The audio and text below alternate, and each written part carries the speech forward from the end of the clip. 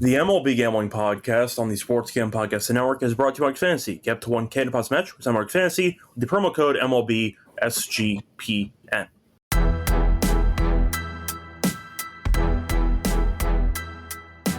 And welcome, everybody, to the MLB Gambling Podcast here on the Sports Gambling Podcast Network. It's currently Monday morning, August 11th at around 10 a.m. Eastern. I'm your host, Scott Rachel, once again joined by Adam Rosenberg, and together we're going to break down the props.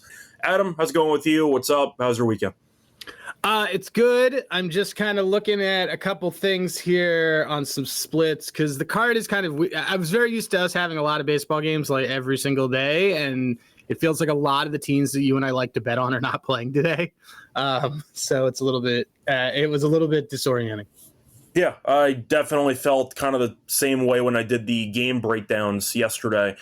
There still are some games. It just feels like a lot of teams that are playing I'm not that thrilled about, as you said before. So you're kind of just in no man's land. But either way, looking forward to the props, of course, should be fun. I know last episode I went 1-1-1, so not too bad, not too great, whatever. It's fine. I will move I think forward. I was 1 and 2. We were very, very close to hitting our third sweeping underdog entries last week. Yeah, Adolis didn't come through in that last. No, and it was like a very weak single in the eighth inning. Yeah. So we were that close, didn't really get it was the right read, wrong result. That's what it happens. But either way, point is looking forward to the games on Monday and the props, of course. I'll ask you before we officially get started, anything you want to talk about?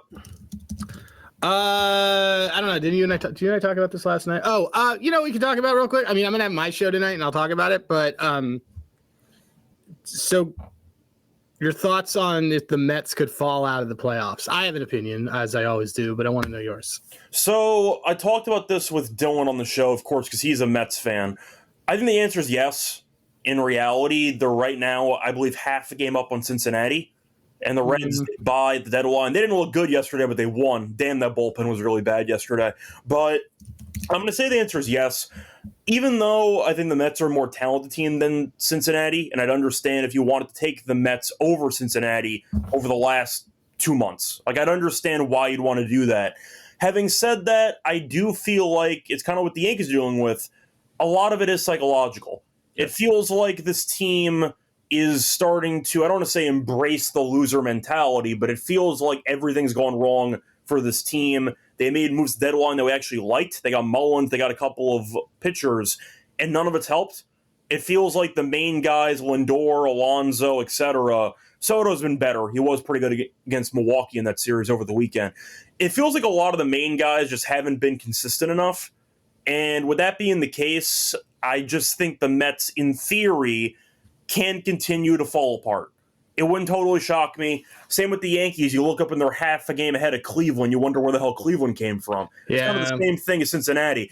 I'll put it this way. If the Mets got in, I would not be surprised because they are more talented, in my opinion, than the Reds. But if they missed entirely, I wouldn't be surprised either because right now this team's in free fall and it feels like there's no way to stop it.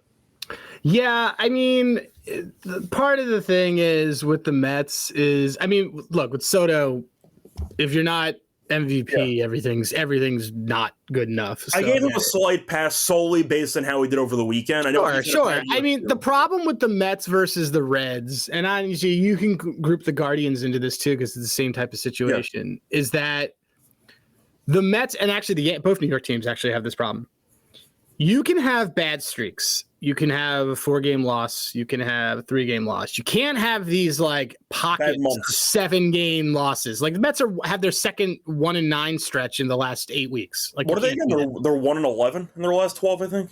Yeah, or 1-9 is the way I would say it if you're talking about. No, I know. I'm saying because you're mentioning because they were 1-9 another time. But so the Reds are only 5-5 in their last 10. Like they're not. The Reds aren't setting the Guardians though. It's a different situation because the Guardians and bear in mind a lot of the Guardians stuff, with the exception of that Mets series, has been bottom feeding. Right. But the Yankees picked a time to go 3-7 when the Guardians went 8-2. So that one, it's not as. It's not as close as it look. It's a bad kind of. It's bad luck on one team and good luck on another team. It's extremely bad timing. Yeah. This Reds one is interesting because obviously, look, you and I know. For all those who also who a while ago when we all gave out I think 7-1 for Mets to be the 6th seed. You got to feel great because if they're not getting anything higher than that, is what it looks like. Yeah. And if you followed us since the beginning of the year, you have red stuff, so you're in great shape either way on a futures time.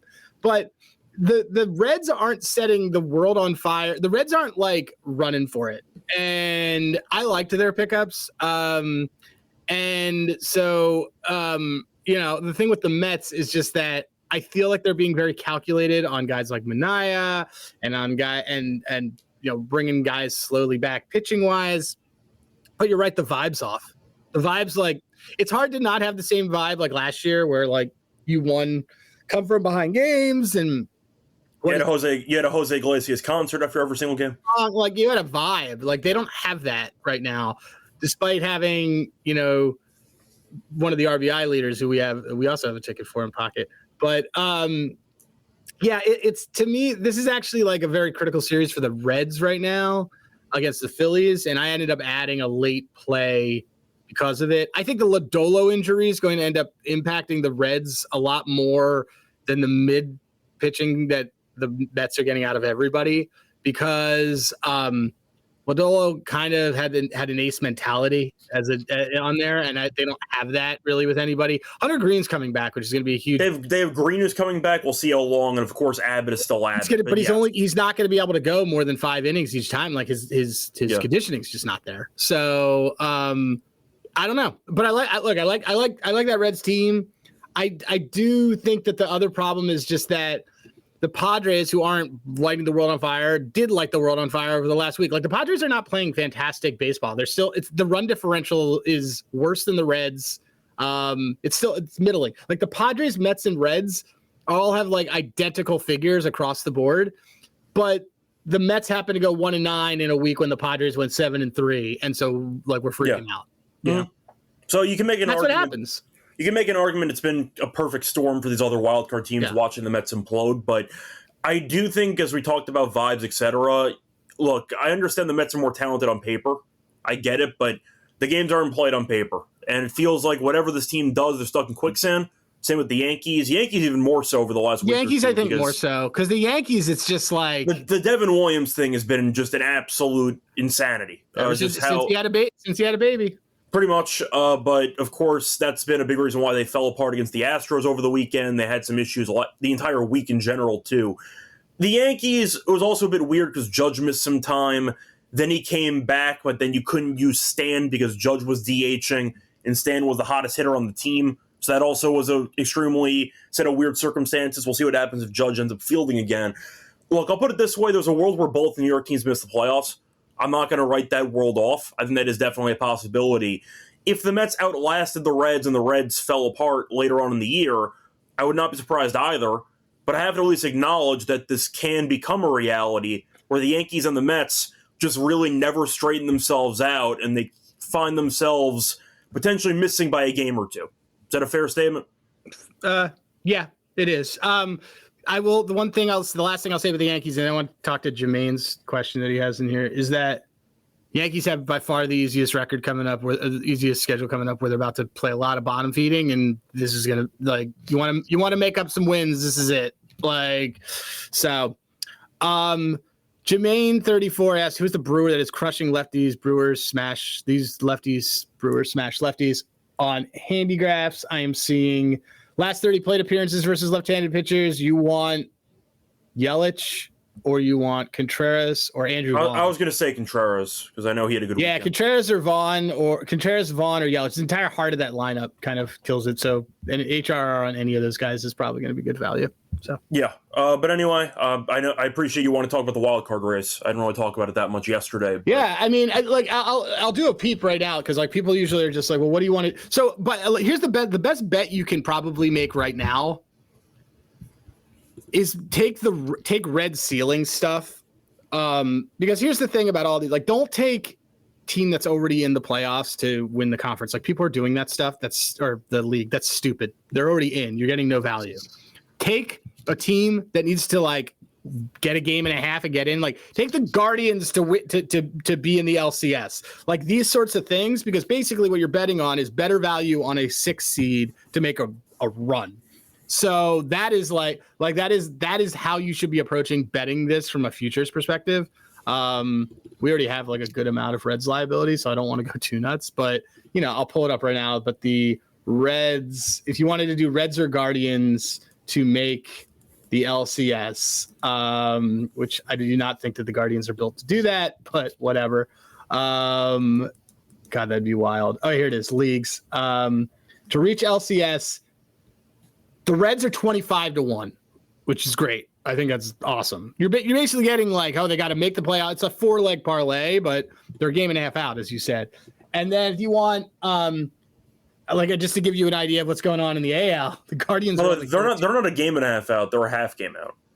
No, they're a game. MLB.com has them a game and a half. Oh, really? I thought they were half a game out. Okay, my bad. Apologies. Yeah, because I think the Mets have 2 more losses than they do.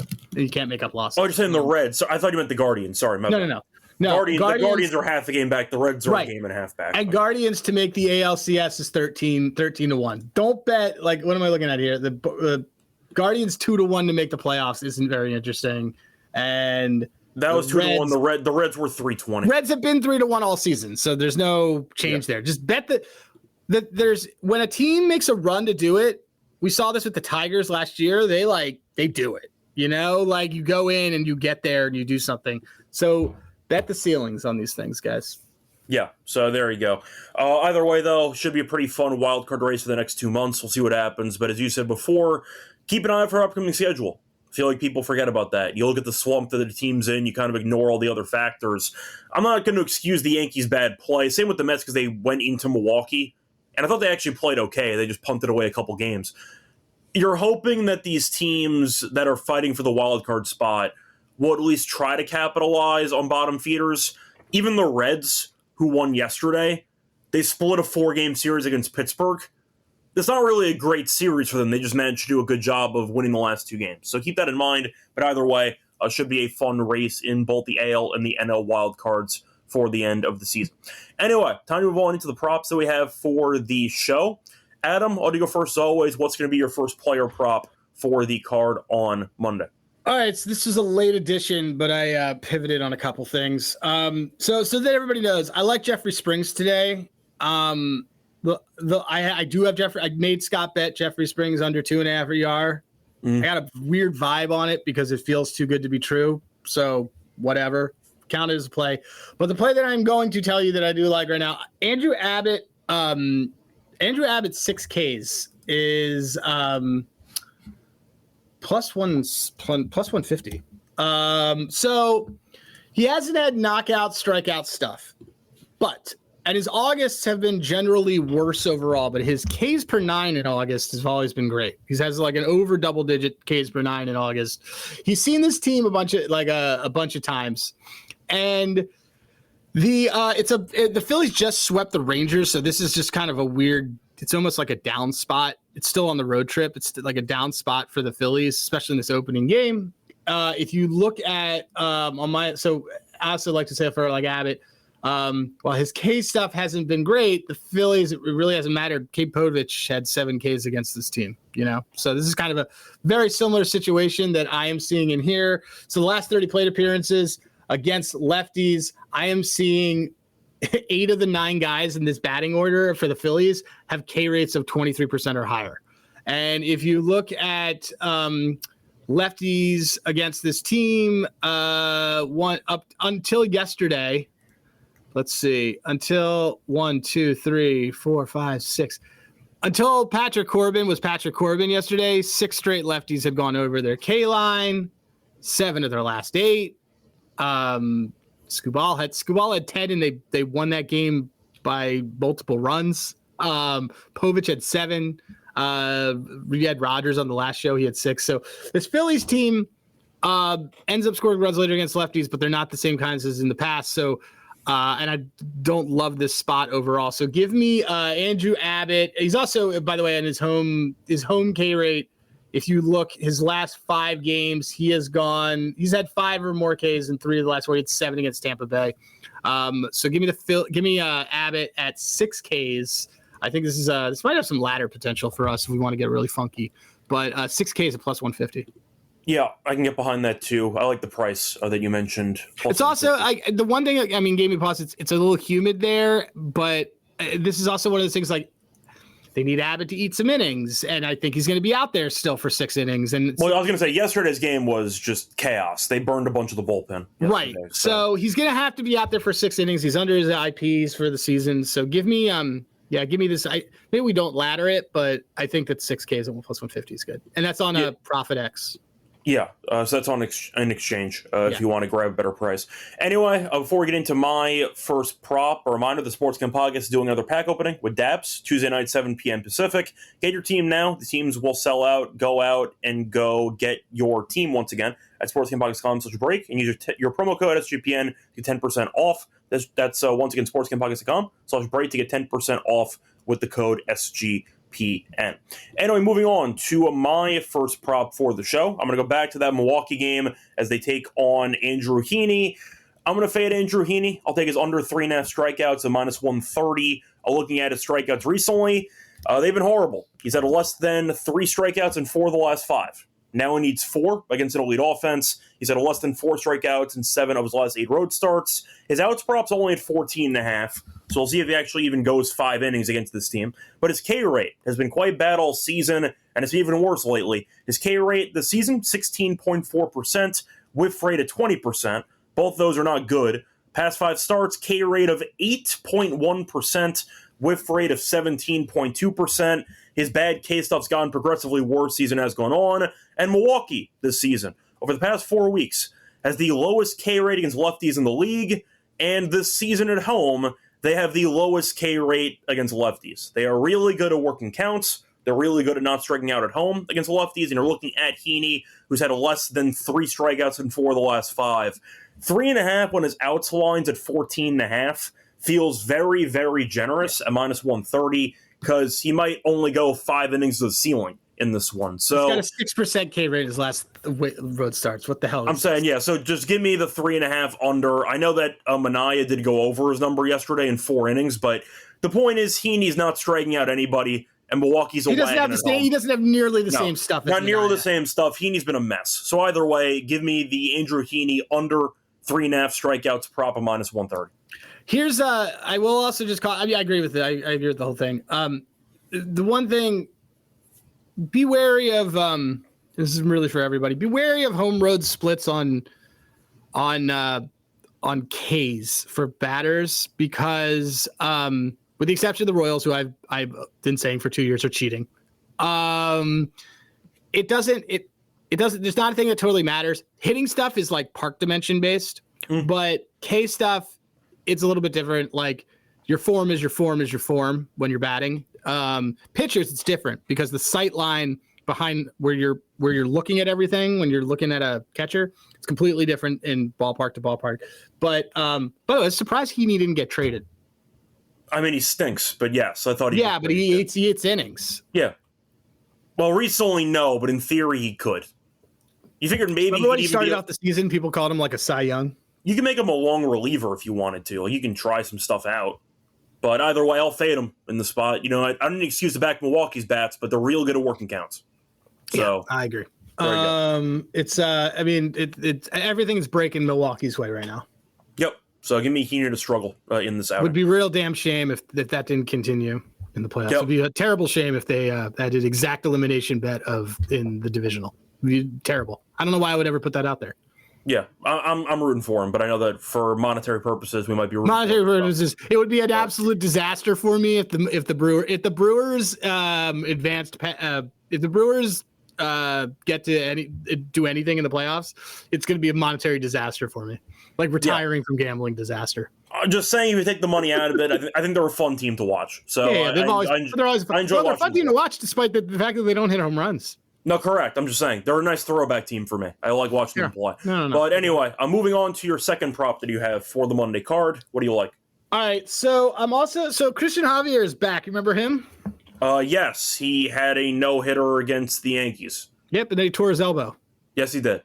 Like 2 weeks later. So, but guess what? He is back, and for those wanting to, Trevor's going to be coming on my show tonight, and we're going to have a debate about Isaac Collins, Rookie of the Year, and the Brewers ceiling. It will be great. But all right, so I'm saving receipts, by the way. So all right, Christian Javier. I just want everyone to know Christian Javier has always had a walk problem. And that didn't go away when he was in the minors on these minor league rehab assignments. Guess how many guys he walked in his 14 innings in the minors? 11. No, higher, 15. Really? Okay, that's nine in the last 3, and that's with automated balls and strikes. So that means that they were probably even worse. Automated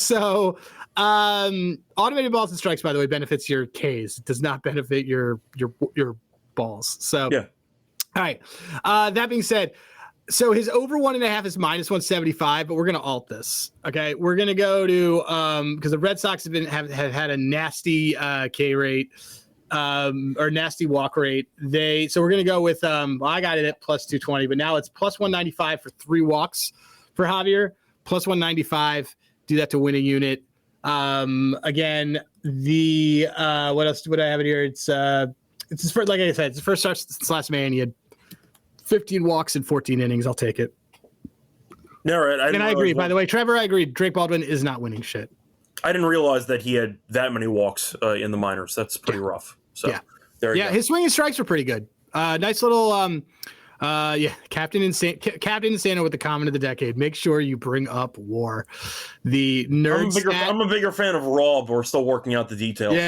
Dude. I love it. Everyone brings up. Well, CJ texted me the other day, and he's just like, he just said, whenever I disagree with you, Berg, I just bring up WAR, and you go ape shit. And I'm like, yeah, well, it's a nerd metric.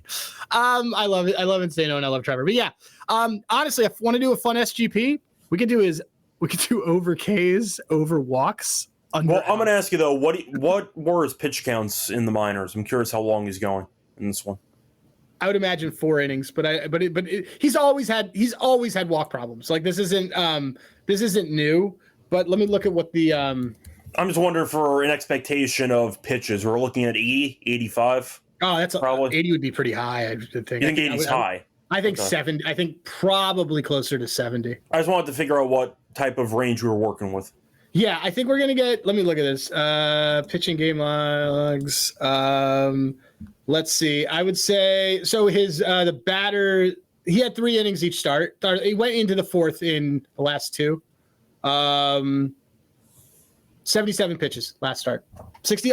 Went 46, 49. How do you walk 4 guys with 64 pitches? 64, 77. So, yeah, but I like the play for the plus money. Yeah, well, 15 walks in 14 innings is. I mean, that's worse than Luis Heel territory. That's pretty bad. Again, this is like what he did last year. Wow, I didn't realize you could look at the splits versus older batters versus younger batters. You could do that on Baseball Reference. By the way, I looked it up, and technically Javier didn't have a no-hitter. He was the starter in a combined no-hitter against the Yankees, but whatever. Same crap. Same Doesn't thing. matter. Whatever. All right. Anyway, so you said it was 190 now? It's plus 195. Okay, 195. There you go. So before I get into my second prop for the show, a reminder, they're brought to you by our sponsor, MyBookie. Whose bookie? MyBookie, who I couldn't log into yesterday, but we'll talk about that another day. A separate story, not in the middle of the ad read. Anyway, MyBookie's plays bet every sport. They have baseball, they have WNBA, they have tennis, they have golf, and of course football futures. You can also use a ton of occasions, use them to bet with crypto. You can use them for deposits and fast payouts. And a reminder, when you do use MyBookie, when you sign up for an account, use the code SGPN to get a deposit match up to $1,000, 100% deposit match. So keep that in mind. Terms and conditions apply. Look at the G promo code SGPN. We're also brought to you by Rhythm because they have power trends, which are now called Smart Signal. Same thing. They just changed the branding. Point is, you can use them to bet on baseball and WNBA with the best props the model has to offer. So for the MLB, Smart Signals have been crushing it for player unders, so keep that in mind. WNBA, though, was great in the month of July. Smart Signals went 97 and 65 in July with an ROI of 15.64%. Check out the app, though. Check out Smart Signal, start betting smarter. And a reminder that we do have a link which does promote a 7-day free trial with the platform. But it's sportsgamble.com's Rhythm. Get your 7-day free trial with Rhythm. Also, we got kicked off. We had an entire bookie situation because we were so hot on Smart Signals. Yes, that is definitely true. That is 100% true. We literally had to create an entire backroom deal with this bookie because he said, I am tired of losing money to you guys. Yes, that is exactly what happened. So we had to spend an entire day negotiating with the bookie to keep us on the book. We did. The trade was basically send me other books and other players in exchange for your services, basically. Yeah, your WNBA services. That did 100% happen. So there you go. That's how good the smart signals have been. I know. We don't lie on this show, man. We just have strange things that happen. So. Yep, they've been really good. Welcome back, everyone, to the MLB Gambling Podcast. Finished going through the first couple props that we have for the Monday card. Time to keep it going with my second prop for the show. Moving on, I'm going to go to one of my favorite player fades. We cashed with him a couple episodes ago. I'll go back to him. Of course, he might not play. I am the Void King after all. But it's Yankee Stadium. Teams try to get lefties batting in Yankee Stadium. Good enough for me. Give me Mickey Gasper again. A no hits at plus 105. He stinks. That's really my main breakdown. He's had 0 hits in 11 of his last 12. Warren's pitching. He's been much better at home this season on the road. Last 3 starts, he has been pretty good. 16 and 2/3 innings pitched, 14 hits allowed, 3 runs allowed. Gasper is a switch hitter. He's actually better from the right side. He's batting around 129 against righties this season. He should be batting 9th. He's absolutely terrible at baseball. Good enough for me. Give me Gasper plus money. No, it's an 11 of 12, and he's plus money to not get a hit. Sure, I'll take it. Plus 105. So yeah, Gasper stinks. He's terrible. Absolutely horrible. And I love every second of his plate appearances. A lot of pop-ups. He does walk a lot, which is actually good for me. So he will see some pitches. He'll walk. He's not afraid of even taking a potential third strike, trying to walk. His K rate, though, has been quite bad lately, too. It's not fluky. I believe over the last 5 or 10 games, his expected batting average was 16. So his batting average is 0, and his expected is 16. So he's not even unlucky. He's just really bad at baseball. But plus money, I'll take it. Give me Gasper, no hits, plus 105. Anything you want to add there? He stinks. He stinks. I mean, there's concern about a lefty in Yankee Stadium, but not with a guy like that. That's for home runs. I'm fine. If Gasper goes yard, I'll live with that. That's fine. I can live with that. It's like he models his entire game stance-wise after being like Brett Gardner, except he's really bad at baseball. That's kind of the vibes I get when he bats. That's fair. He'll work counts, but doesn't actually get hits. So good enough for me. But Warren, maybe you like Warren. I'm not the biggest fan. I don't like Warren. I don't, but he has been a lot better at home than on the road. So he's way better. His K rate's like impossibly better. That's what I'm saying. So the fact is, I think I'll actually go decently in this game. They're laying 180, which is insane, but you can argue maybe that's a trap line. Maybe it's just Yankees tax, who knows? But Warren at home, I can actually trust to some degree, which is good enough for me. So there you go. Anyway, I'm moving on to your third prop. What do you like? Okay, so my third prop, we're gonna go with this is the time of the show where I like to share my screen. Let's do this. We're gonna go with a Yamamoto. I'm gonna do Yamamoto strikeouts. Spoiler alert. Let me do this. Clear.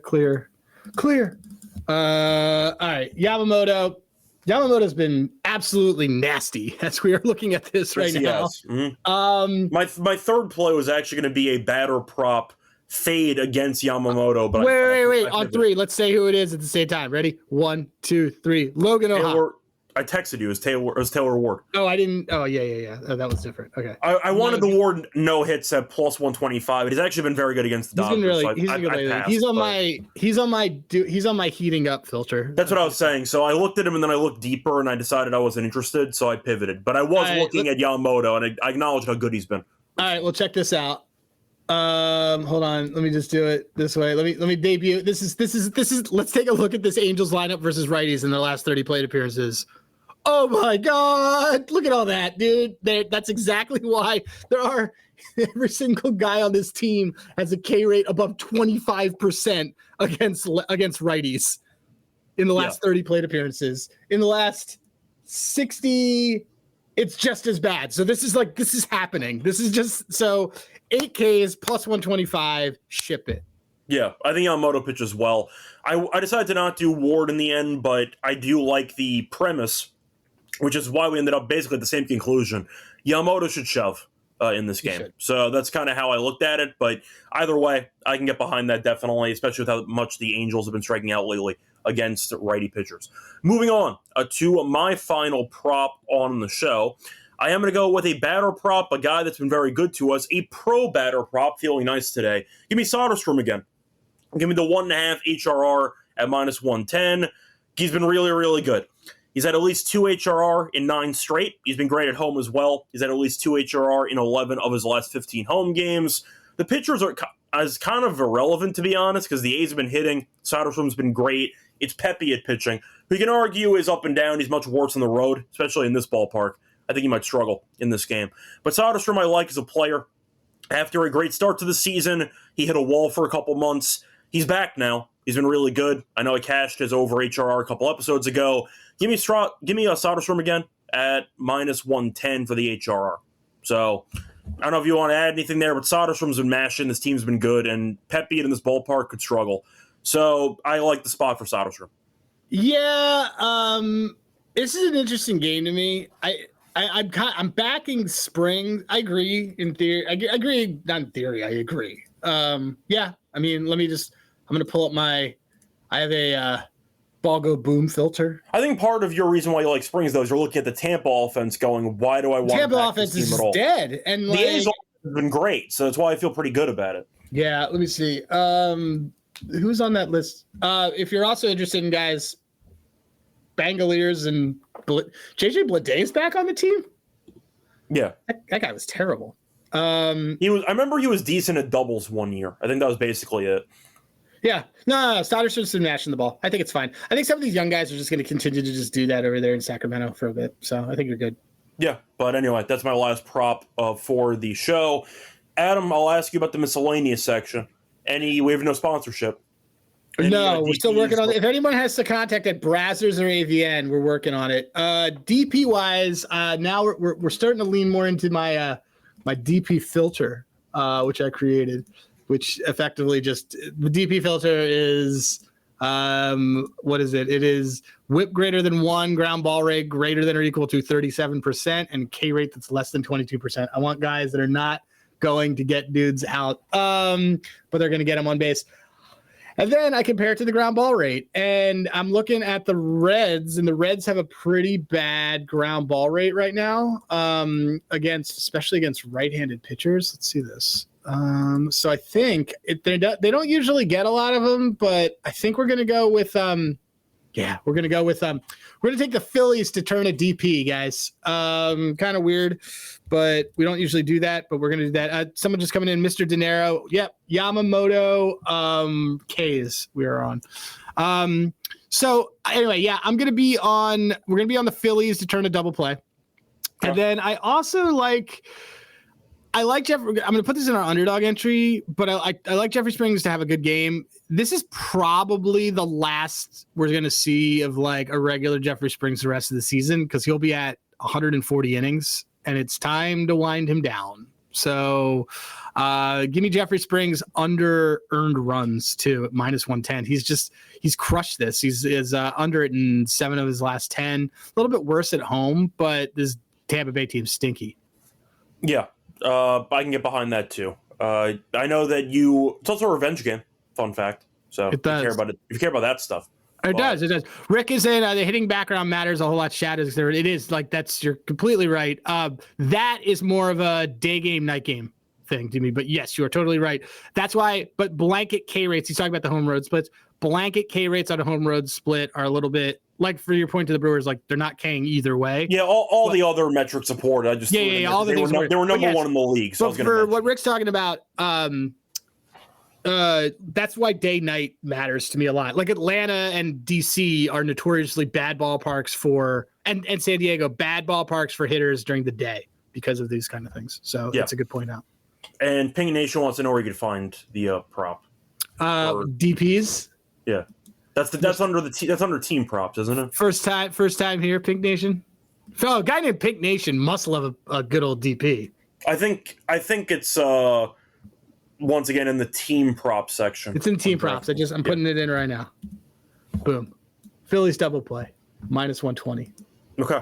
There we go. Anything else you want to No, I don't love the slate. I'm gonna probably put a couple things in later, but I'm just not gonna go crazy because we almost have football, and I'd like to spend a lot of money. I'd like to spend a gratuitous amount of money in Vegas this week.